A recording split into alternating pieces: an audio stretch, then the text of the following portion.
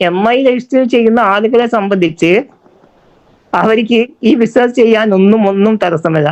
അതിന് ഏറ്റവും ഉദാഹരണമാണ് ഈ പറയുന്ന ഞാൻ. കാരണം മെഡിക്കൽ സർട്ടിഫിക്കറ്റിൽ 100% ഡിസേബിൾഡ് ആയിട്ടുള്ള ആളെന്നാണ് അവർ പറയുന്നത്.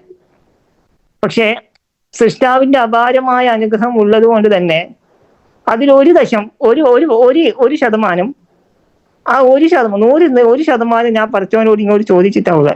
കാരണം ആ 1% വെച്ചിട്ട് വേണം നിങ്ങളോടൊപ്പം ഈ ഫാസ്റ്റ് ആയിട്ടുള്ള ലോകത്ത് ഏറ്റവും ഫാസ്റ്റ് ആയിട്ടുള്ള ഈ ലോകത്ത് നിങ്ങളോടൊപ്പം മത്സരിക്കാം.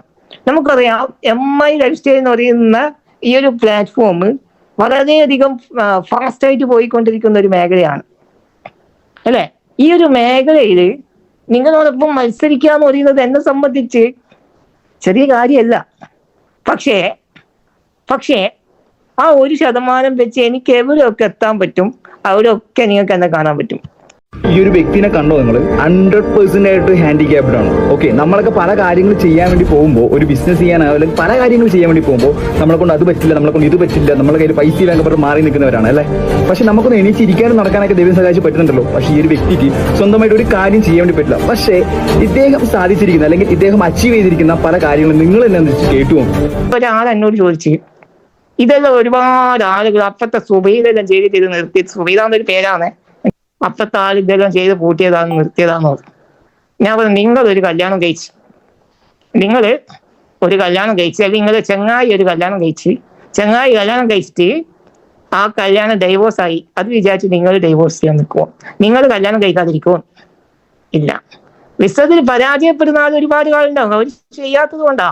ഇഷ്ടംപോലെ ആൾക്കാരില്ലേ, ഒരുപാട് ആളുകൾ പരാജയപ്പെടുന്ന ആളുകളുണ്ട്. കാരണം അവർ കൃത്യമായിട്ട് ചെയ്യുന്നില്ല, കൃത്യമായിട്ട് പ്രോഗ്രാമുകൾ അറ്റൻഡ് ചെയ്യുന്നില്ല.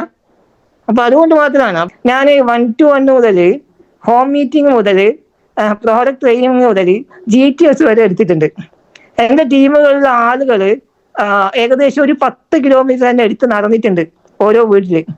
ഒരു ദിവസം ഒരു വീട്ടിൽ പോകുന്ന സമയത്ത് അവിടെയുള്ള ഒരു നിസ്കാരപ്പായിൽ ഒരു ലേഡി ഇങ്ങനെ ഇരിക്കുന്നതായിരുന്നു. എൻ്റെ വീഴ്ചയൊക്കെ കാറ് നിറക്കി വെക്കുന്ന സമയത്ത് ആ ലേഡി പുറത്തേക്ക് ഇറങ്ങിയിട്ട് ഒരു 10 രൂപ കൈമ കൊടുത്തിട്ട് പറഞ്ഞ്, ഇതാടെ വെച്ചോളി, ഇങ്ങോട്ടൊന്നും ഇറക്കണ്ട. അപ്പൊ നമ്മൾ കോൺഫിഡൻസ് എന്തായിരിക്കും അവസ്ഥ? 10 രൂപ തന്നിട്ട് നിങ്ങൾ പോയിക്കോളി എന്ന് പറഞ്ഞു കഴിഞ്ഞാല് ആ എന്നെ കൊണ്ടുപോയ ആളെ മാനസികാവസ്ഥ ഒന്ന് ആലോചിച്ച് നോക്കിയേ. 100% വെള്ളം ചേർക്കാതെ ചെയ്താൽ മാത്രമേ നമുക്ക് വിജയിക്കാൻ പറ്റത്തുള്ളൂ. അത് ഏത് മേഖലയിൽ നിന്നായാലും, പ്രത്യേകിച്ച് MI ലൈഫ്സ്റ്റൈൽ എന്ന് പറയുന്ന ഈ ഒരു പ്ലാറ്റ്ഫോമിൽ ഈ ബിസിനസിന്റെ കപ്പിത്താൻ നിങ്ങളാവുക എന്നുള്ളത് മാത്രമേ എനിക്ക് പറയാനുള്ളൂ.